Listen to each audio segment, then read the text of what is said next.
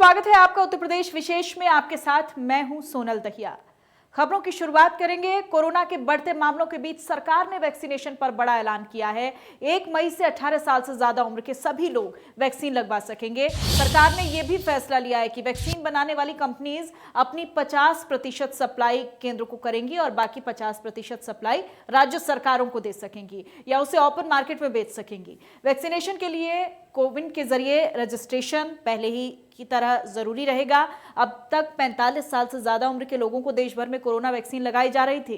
देश भर में 12 करोड़ 38 लाख लोग वैक्सीन का पहला या दूसरा डोज ले चुके हैं।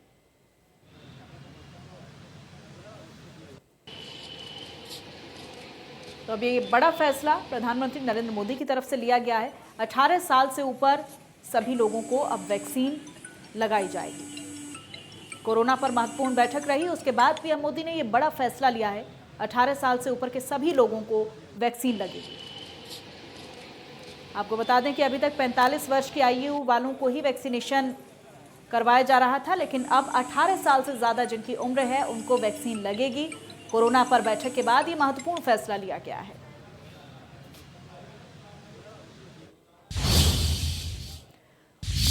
और उत्तर प्रदेश में कोरोना के बढ़ते मामलों के चलते इलाहाबाद हाई कोर्ट ने 5 बड़े शहरों में पूर्ण लॉकडाउन का निर्देश दिया है। कोर्ट ने लखनऊ, कानपुर, वाराणसी, प्रयागराज और गोरखपुर में 26 अप्रैल तक लॉकडाउन लगाने के लिए कहा है। हाईकोर्ट ने सोमवार को वीडियो कॉन्फ्रेंसिंग के जरिए एक जनहित याचिका पर सुनवाई करते हुए यह आदेश दिया है। हालांकि सरकार ने पूर्ण लॉकडाउन फिलहाल इनकार कर दिया है। अपर मुख्य सचिव सूचना सहगल ने कहा है कि जीवन के साथ साथ गरीबों की जीविका बचाना भी जरूरी है। उन्होंने कहा कि प्रदेश में कोरोना के मामले बढ़े हैं और सख्ती कोरोना के नियंत्रण के लिए आवश्यक है। सरकार ने कई कदम उठाए हैं और आगे भी सख्त कदम उठाए जा रहे हैं, इसलिए शहरों में पूर्ण लॉकडाउन अभी नहीं लगेगा। लोग खुद ही बंदी कर रहे हैं। इससे पहले सीएम योगी आदित्यनाथ भी लॉकडाउन की संभावनाओं से इनकार कर चुके हैं।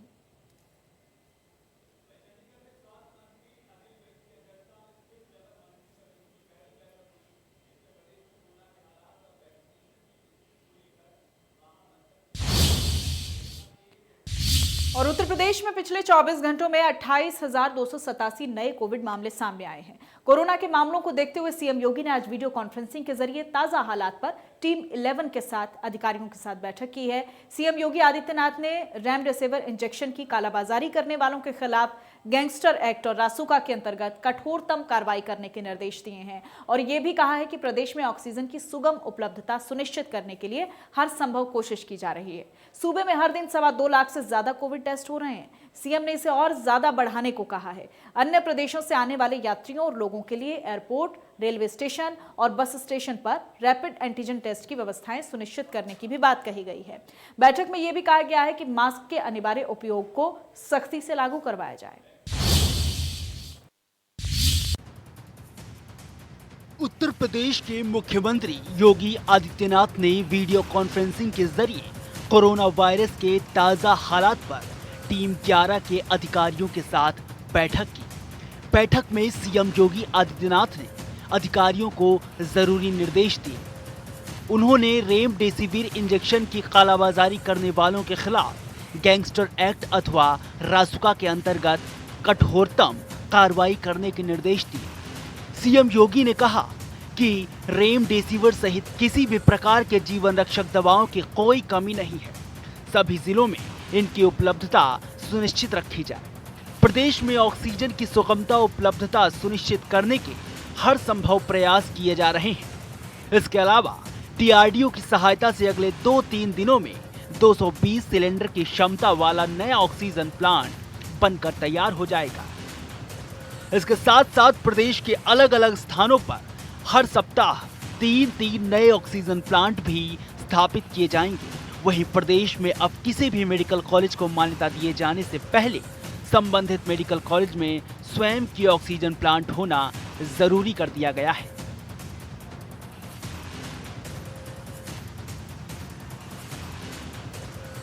ऑक्सीजन की उपलब्धता में समस्या नहीं आएगी। उन्होंने बिजली विभाग को निर्देशित किया है कि जो ऑक्सीजन प्लांट है उनमें विद्युत की आपूर्ति निर्बाध रूप से करी जाए। इसके साथ साथ 10 ऐसे जनपद जहां पर की सबसे अधिक कोरोना के मामले आए हैं, उन्होंने निर्देशित किया है कि बेड जहां पर भी जिस भी जिले में इस प्रकार के मामले हैं, बेड की संख्या दुगनी की जाए। आज उन्होंने इस बात पर भी चिकित्सा स्वास्थ्य मंत्री, चिकित्सा शिक्षा मंत्री जी को निर्देशित किया कि केजीएमयू में पूरे केजीएमयू को कोविड अस्पताल में बदलने के उनके निर्देश दिए थे, उस पर तेजी से पालन होना चाहिए और लगभग 4000 बेड जो केजीएमयू में उपलब्ध हो सकते हैं, उनको एक समयबद्ध तरीके से जनता के लिए उपलब्ध कराया जाना चाहिए। इसके साथ साथ बलरामपुर अस्पताल में जहाँ की 700 बेड का भी अस्पताल एक कोविड अस्पताल में वो कन्वर्ट होना था, उसमें बताया गया कि लगभग 300 बेड हो चुके हैं। शेष 400 बेड को भी उन्होंने निर्देशित किया कि अगले 24 घंटे में शेष 400 बेड को भी चलाकर इसको 700 बेड का एक पूरा बड़ा अस्पताल इसको बनाया जाए। टीम 11 के साथ बैठक में सीएम ने अधिकारियों को निर्देश दिए कि सभी अस्पतालों और ऑक्सीजन प्लांट में 24 घंटे बिजली आपूर्ति सुनिश्चित की जाए। वहीं सीएम ने लखनऊ स्थित बलरामपुर हॉस्पिटल में 255 बेड्स की क्षमता को बढ़ाकर 700 बेड तक करने की भी बात कही है। साथ ही लखनऊ, वाराणसी, प्रयागराज जैसे कोरोना से ज्यादा प्रभावित जिलों के साथ साथ सभी जिलों में कोविड मरीजों के लिए बेड्स की संख्या दोगुनी करने की बात भी कही है। इसके अलावा सीएम ने होम आइसोलेशन में रह रहे लोगों को कम से कम 1 सप्ताह का मेडिकल किट उपलब्ध कराने के साथ साथ मरीजों से हर दिन संवाद स्थापित करने पर भी जोर दिया है। 108 एम्बुलेंस की आधी संख्या केवल कोविड के लिए डेडिकेटेड रहेगी। प्रदेश में मास्क लगाने की जो नियम है उसको तेजी से, उसको बड़ी सख्ती से लागू किया जाए और पहली बार अगर कोई मास्क बिना मास्क के मिलता है तो उसे 1000 रुपए का जुर्माना, और अगर दूसरी बार वही व्यक्ति बिना मास्क के मिलता है तो उसको 10 गुना जुर्माना उस पर लगना चाहिए। इसको सख्ती से लागू किया जाए। इसके साथ साथ मुख्यमंत्री हेल्पलाइन को भी और सुदृढ़ कर वो मुख्यमंत्री हेल्पलाइन के माध्यम से आइसोलेशन में रहने वाले मरीजों और टेस्ट कराने वाले मरीजों को भी लगातार उनसे संपर्क कर उनके स्वास्थ्य की जानकारी लेने के लिए तथा उनसे अस्पतालों में सुविधाओं के बारे में भी जानकारी उपलब्ध कराने के लिए उन्होंने कहा है। इसके साथ साथ उन्होंने ये भी कहा है कि निजी चिकित्सालयों में निजी टेस्ट लैब की भी जो क्षमताएं हैं उनको क्षमता का पूरा उपयोग किया जाए ताकि अधिक से अधिक टेस्ट प्रदेश में हो सके। अधिक से अधिक टेस्ट होने से मरीजों की सही समय पर पहचान की जा सकती है और सही समय पर पहचान कर सही समय पर इलाज करके उनकी मरीजों की जान बचाई जा सकती है। सीएम योगी ने कहा कि प्रदेश में हर दिन 2.25 लाख से ज्यादा कोविड टेस्ट हो रहे हैं। उन्होंने इसे और बढ़ाने को कहा है। अन्य प्रदेशों से आने वाले यात्रियों और लोगों के लिए एयरपोर्ट, रेलवे स्टेशन और बस स्टेशनों पर रैपिड एंटीजन टेस्ट की व्यवस्थाएं सुनिश्चित करने की भी बात कही गई है। बैठक में ये भी कहा गया है कि मास्क के अनिवार्य उपयोग को सख्ती से लागू कराया जाए। सीएम ने संक्रमण को रोकने के लिए कंटेनमेंट जोन के प्रावधानों को सख्ती से लागू करने के साथ साथ सभी जनपदों में क्वारंटीन सेंटर को प्रभावी ढंग से क्रियाशील रखने के भी निर्देश दिए हैं। Bureau report, India news.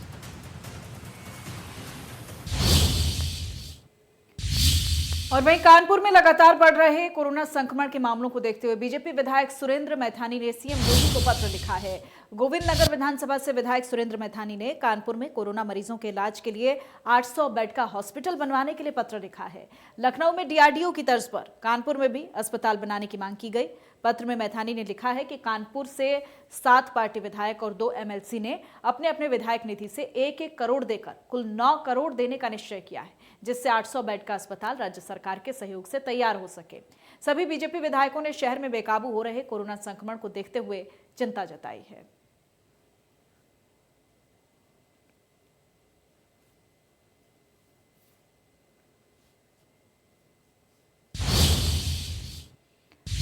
और वहीं पूर्व प्रधानमंत्री मनमोहन सिंह कोरोना संक्रमित हो गए हैं। कोरोना संक्रमित होने के बाद उन्हें दिल्ली के एम्स में भर्ती करवाया गया। मनमोहन सिंह ने देश में कोविड-19 के हालात से निपटने के लिए रविवार को ही 5 उपाय सुझाए। प्रधानमंत्री नरेंद्र मोदी को पत्र लिखा था और इस बात पर जोर दिया गया था कि महामारी से मुकाबले के लिए टीकाकरण और दवाओं की आपूर्ति बढ़ाना महत्वपूर्ण होगा।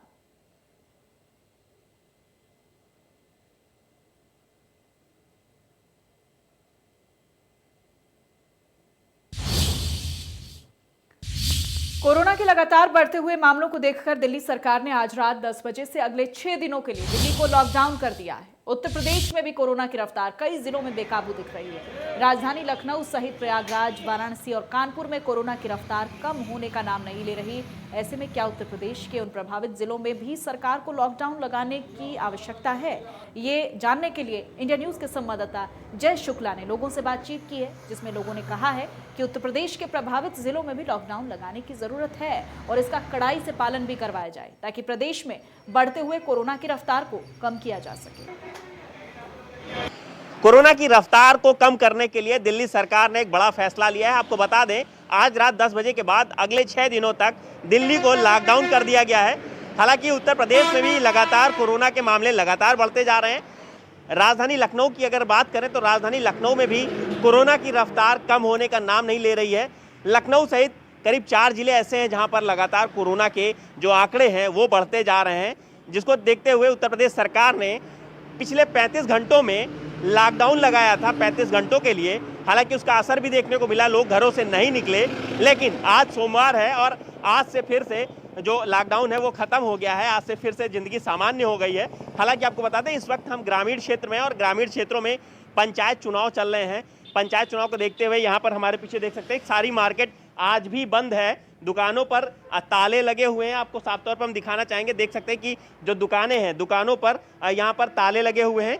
कुछ लोग हमारे पीछे बैठे भी हैं, हम उनसे बात करते हैं, उनसे पूछते हैं कि आखिर क्या उत्तर प्रदेश को लॉकडाउन की ज़रूरत है। अगर खास करके उन जिलों की बात करें जिसमें ज़्यादा कोरोना के आंकड़े बढ़ रहे हैं, ऐसे जिलों में क्या लॉकडाउन होना चाहिए? क्या नाम है आपका भैया? राम प्रसाद साहू। साहू जी, ये बताइए कि जिस तरह से लगातार जो कोरोना के आंकड़े हैं वो बढ़ते जा रहे हैं, ऐसे में क्या आपको लगता है कि उत्तर प्रदेश के जो वो जिले जो प्रभावित ज़्यादा हैं उनमें लॉकडाउन की आवश्यकता लग रही है? बहुत जरूरी है इस समय लॉकडाउन। आज पंचायत चुनाव था जी, तमाम भीड़ भी इकट्ठा हुई, उसके बाद क्या लग रहा है आपको? इसके बाद लगना चाहिए। आप क्या करते हैं? हमारा टेंट का व्यवसाय है। व्यापारी हैं आप, तो क्या लगता है व्यापार भी सारा बंद हो जाएगा? व्यापार अपनी जगह है, पहले जान अपनी जगह है। जान है तो जहान है। बिल्कुल बिल्कुल, जान है तो जहान है। लोगों का यही मानना है कि जान सबसे कीमती है, व्यापार तो चलता रहेगा। आप बताइए, क्या कहेंगे आप? बस लॉकडाउन लगना चाहिए। लॉकडाउन लगना चाहिए, बिल्कुल। ये लखनऊ की आवाम है, ये लखनऊ की वो जनता है जो साफ तौर पर अब कहीं ना कहीं प्रदेश सरकार से ये गुजारिश कर रही कि यहाँ भी लॉकडाउन लगाया जाए ताकि जो कोरोना की रफ्तार है उसको कम किया जा सके। कुछ लोग और हैं, क्या नाम है आपका? सज्जन तिवारी। सज्जन जी, ये बताइए कि जिस तरह से लगातार अगर राजधानी लखनऊ की बात करें तो लखनऊ सहित कई जनपद ऐसे हैं जहाँ पर कोरोना लगातार बेकाबू हो रहा है। ऐसे में क्या दिल्ली की तरह उत्तर प्रदेश में भी लॉकडाउन की जरूरत है? नहीं, सैटरडे संडे लगना चाहिए, बाकी नहीं लगना चाहिए। वो सबके हित में है, सैटरडे संडे लॉकडाउन रहे, बाकी चलता रहे। बाकी चलता रहे। और भी कुछ लोग, आप बताइए, आपका क्या कहना है? मेरा ये कहना है कि लॉकडाउन लगना चाहिए और स्ट्रिक्ट लॉकडाउन लगना चाहिए, क्योंकि ब्रिटेन इसका अच्छा प्रमाण है। ब्रिटेन में भी लॉकडाउन लगाया गया और स्ट्रिक्ट लगाया गया। जिन एरिया में लॉकडाउन लगाया गया है वहाँ पे आप घर से बाहर नहीं निकलने दिया जा रहा है। भोजन की व्यवस्था आपके घर में करी जा रही है, जिसके वहाँ पर जो सेकेंड लहर आई है वो काफ़ी कम हो गई है। तो वैसा यहाँ भी होना चाहिए, तभी ये लहर कम होगी, क्योंकि यहाँ की जनता इतना जागरूक भी नहीं है। तो अगर उससे हमको बचना है, इस कोरोना जैसी महामारी से बचना है, तो लॉकडाउन मस्त है। लॉकडाउन मस्ट है, बिल्कुल। ये लखनऊ की आवाम है, उत्तर प्रदेश का जो राजधानी कही जाती है वो उसकी आवाम है। लगातार अगर देखा जाए तो राजधानी में भी जो कोरोना के आंकड़े हैं या यूं कहें कोरोना की जो रफ्तार है वो कम होने का नाम नहीं ले रही। ऐसे में जो राजधानी की आवाम है वो यही मानती है कि कहीं ना कहीं उत्तर प्रदेश को भी दिल्ली जैसे लॉकडाउन की आवश्यकता है, और खासकर उन जिलों में जहां पर कोरोना के आंकड़े ज़्यादा बढ़ते जा रहे हैं, उन जिलों में कड़ाई से लॉकडाउन भी लगे और कड़ाई से उसका पालन भी किया जाए। लखनऊ से इंडिया न्यूज़ के लिए जय शुक्ला। और कोरोना संक्रमण को देखते हुए यूपी में 35 घंटे का लॉकडाउन लगाया गया था। लॉकडाउन खत्म होने के बाद आज फिर से बाजार सुचारू रूप से खोले गए, लेकिन इसका कारोबार पर अच्छा खासा असर हुआ है। व्यापारियों से जब बात की गई तो उनका कहना था कि व्यापार में अच्छी खासी गिरावट आ रही है। कोरोना के डर से ग्राहकों ने बाजार में आने में 70% गिरावट आई है, और अगर यही आलम रहा तो मध्यम वर्ग का व्यापारी भूखे मरने की कगार पर पहुंच जाएगा। कारोबारियों से बातचीत की हमारे संवाददाता प्रवीण द्विवेदी ने। 35 घंटे के लॉकडाउन के बाद आज जो बाज़ार खुले हैं सुचारू रूप से खुल गए हैं। यहाँ पर जो है कस्टमर जो है ज़्यादा मात्रा में मौजूद नहीं है। इस समय हम मौजूद हैं माधवगढ़ के मेन मार्केट में, जहाँ एक समय था जहाँ कस्टमरों का ढेर लगता था। दुकानदार बड़ा खुश थे, जो उनका व्यापार काफ़ी बड़ा। आज हम जानकारी करते हैं कि जो इस 35 घंटे के लॉकडाउन में दुकानदारों को क्या नुकसान हुआ, क्या नहीं हुआ, इनको इस 35 घंटे के लॉकडाउन में क्या ये आज जो है आज इनकी क्या स्थिति है? जी आप ये बताएं, जो 35 घंटे का लॉकडाउन लगा है इसमें आपको क्या नुकसान हुआ है? आपके व्यापार में कितना घाटा कितना मुनाफा हुआ है? क्या स्थितियाँ हैं?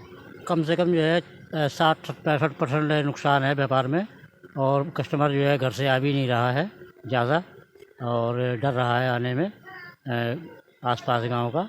तो भीड़ यहाँ बिल्कुल हो नहीं रही है मार्केट में, बिल्कुल जो है असंतुष्ट है व्यापारी इस समय तो असंतुष्ट है कहना है। आइए और लोगों से बात करते हैं। ये जो है बाजार में जो लोग हैं मौजूद हैं, ये दुकानदार हैं। जी आपका जो है बैग्स का दुकान है, बैग बेचते हैं आप, जूते चप्पल का दुकान है आप, जो है आपको जो है 35 घंटे का जो लॉकडाउन रहा, शनिवार की रात 8 बजे से सोमवार की सुबह 7 बजे तक, इसमें आपको जो है आपके व्यापार पर क्या असर पड़ा है? व्यापार का नुकसान हो रहा है हम लोगों को, और क्या। कैसा नुकसान हुआ है? किस तरीके का नुकसान हुआ है? ग्राहक मार्केट में आ नहीं पा रहा है। अच्छा, हाँ। कितने % असर पड़ा है? मान लो 70%। 70% मान लो नुकसान। व्यापार में काफ़ी फर्क पड़ा है। 35 घंटे के लॉकडाउन ने व्यापारियों के जो व्यापार पर भारी नुकसान पहुंचाया है। हम बात करते हैं, यहाँ पे और भी व्यापारी मौजूद हैं। ये बताएं, आप जो है यहाँ पे दुकान किए हैं, आपको जो है ये व्यापार में जो है 35 घंटे के लॉकडाउन में कितना नुकसान हुआ है, और आप किस तरीके से जो है अपने जो आज 35 घंटे बाद दुकान खोला है, कितने कस्टमर आ रहे हैं, क्या आपकी समस्याएं हैं व्यापार में? बहुत समस्या है भाई साहब। क्या है समस्याएं? मिडिल क्लास दुकानदार तो मरवेन की नौबत दवा की। अच्छा, पिछले साल भी लॉकडाउन लगा था, उस समय आपकी क्या स्थिति रही थी? आप क्या स्थिति है? 35 घंटे के लॉकडाउन की बात कर रहे हैं। पिछले लॉकडाउन में तो बच गया, जब लॉकडाउन में सब ऊपर ही है। ये कहना है कि इस पिछले लॉकडाउन, यदि अब लॉकडाउन लगता है तो जो मीडियम क्लास के व्यापारी हैं इनको जो है खाने के लाले पड़ जाएंगे, इनको जो है भूख प्यास जो भी रहेगा उससे व्याकुल हो जाएंगे। ये जो मीडियम क्लास के दुकानदार हैं इनका जो है ज़मीन और आर्थिक पूंजी ना होने के कारण इनके रोज़मर्रे का व्यापार से ही घर का पालन पोषण होता है। यहाँ पे और भी दुकानदार मौजूद हैं, हम इनसे बात करेंगे। ये जो दुकान है लॉकडाउन के बाद शनिवार की सुबह 8 बजे से सोमवार की सुबह 7 बजे तक 35 घंटे का लॉकडाउन रहा, इससे आपके व्यापार पर क्या असर पड़ा है? फर्क ही पड़ा है साहब। क्या फर्क पड़ा है? जो कस्टमर भयभीत है, आ नहीं रहा है, नुकसान ही है जी। बाजार में जो है कस्टमर ने आना बंद कर दिया है, क्योंकि कस्टमर कोरोना जैसी महामारी से डर रहा है, भयभीत है, इसलिए जो कस्टमर है वो बाज़ार में आना नहीं चाह रहा है, बहुत डर रहा है, इसलिए व्यापार पर बहुत लंबा असर पड़ा है। लॉकडाउन की वजह से जो कस्टमर है वो और भी भयभीत हो गया। जो मिडिल क्लास के दुकानदार हैं उनको ज़्यादा आर्थिक नुकसान है। आज कभी व्यापार बहुत अच्छा हुआ करता था, आज व्यापार में बहुत लंबा घाटा है। इंडिया न्यूज़ के लिए जनपद जालौन से। और वहीं उत्तर प्रदेश में त्रिस्तरीय पंचायत चुनावों के दूसरे चरण के लिए आज मतदान संपन्न हो गया है। मतदान केंद्रों पर सुबह से ही कतारें लगनी शुरू हो गई थी। लोगों में खूब उत्साह दिखा और युवाओं के साथ साथ महिलाएं और बुजुर्गों ने लोकतंत्र के इस पर्व में बढ़ चढ़कर हिस्सा लिया। दूसरे चरण में लखनऊ, सुल्तानपुर, गोंडा समेत 20 जिले शामिल हैं। शांतिपूर्वक मतदान करवाने के लिए मतदान केंद्रों पर सुरक्षा व्यवस्था के पुख्ता इंतजाम किए गए। मतदान केंद्रों पर पीएससी की 57 कंपनी और केंद्रीय अर्धसैनिक बलों की 10 कंपनियों को तैनात किया गया।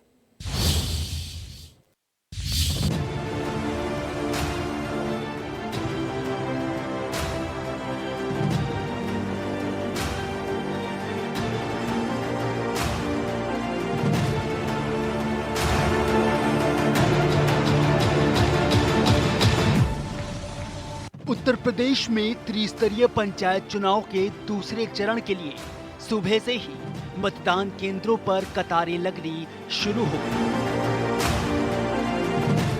युवा, महिलाएं और बुजुर्गों ने लोकतंत्र के इस पर्व में बढ़ चढ़कर हिस्सा लिया।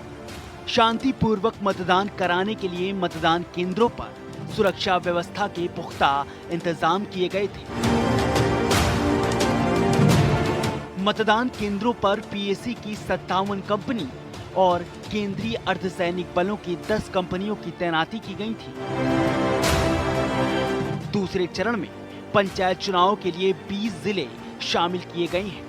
इनमें लखनऊ, सुल्तानपुर, गोंडा, मुजफ्फरनगर, बागपत, गौतम बुद्ध नगर, बिजनौर, अमरोहा, बदायूं, एटा, मैनपुरी, कन्नौज, इटावा, ललितपुर, चित्रकूट, प्रतापगढ़, लखीमपुर खीरी, महाराजगंज, वाराणसी और आजमगढ़ जिले शामिल हैं।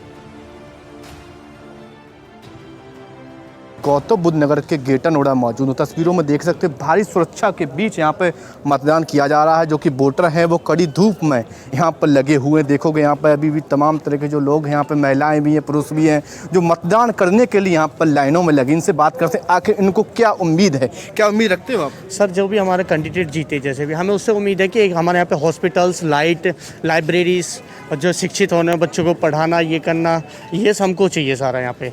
रोड्स हमारे, लाइट, पढ़ी पढ़ाई, हॉस्पिटल्स, बुक्स, ये सब हमारे यहाँ पर होने चाहिए। जो भी कैंडिडेट जीते, हमको वही उम्मीद है उससे, ताकि जीतने के बाद अपने घर बैठ जाए, हमको ये ना करे कि हमें कुछ ना प्राप्त हो उससे। यही उम्मीद करके हम लोग वोट देते हैं उसको। जी बिल्कुल, और भी लोग उनसे बात करते हैं। भैया क्या नाम है आपका? मेरा नाम लेखराज है। क्या रखते हो उम्मीद वोटर्स, जो भी जीतेगा प्रत्याशी? जो भी प्रत्याशी जीतेगा उससे यही उम्मीद है कि समाज में जो भी काम करने के हों, नाली, खंजे और लाइब्रेरी वगैरह विकसित करें। जी बिल्कुल, कहीं ना कहीं लोगों की कहना है कि जो भी प्रत्याशी जीते, लोगों को सुरक्षा को लेके और विकास को लेकर ही प्रत्याशी को जीतना चाहिए।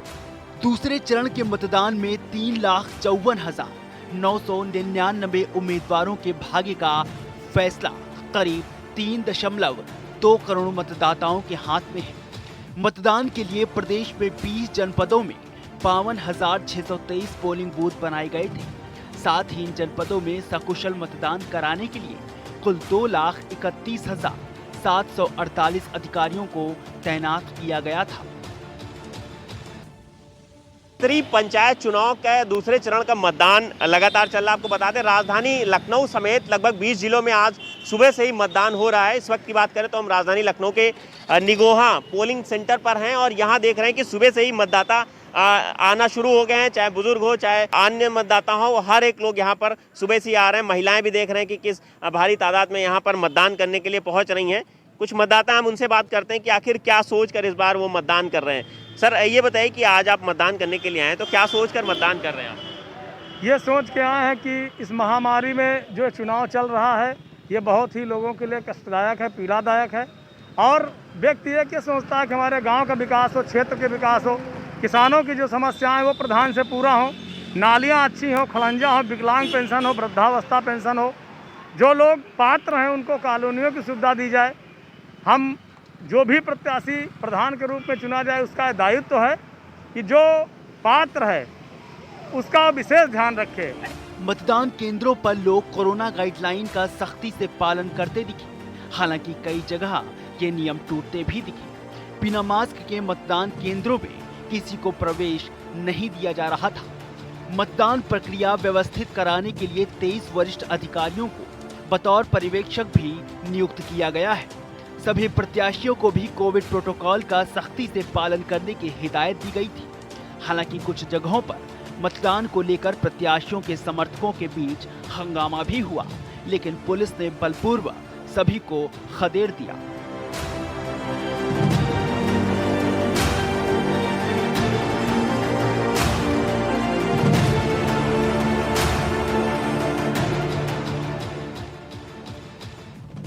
जाहिर है, इन चुनावों के बाद सबकी नजर 2 मई को है, जब प्रत्याशियों के भाग्य का ऐलान होगा।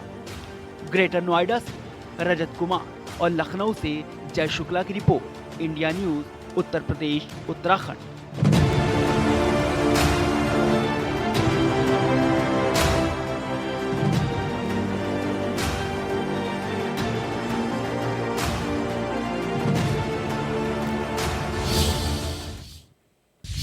और इसी के साथ उत्तर प्रदेश विशेष में इतना ही। नमस्कार।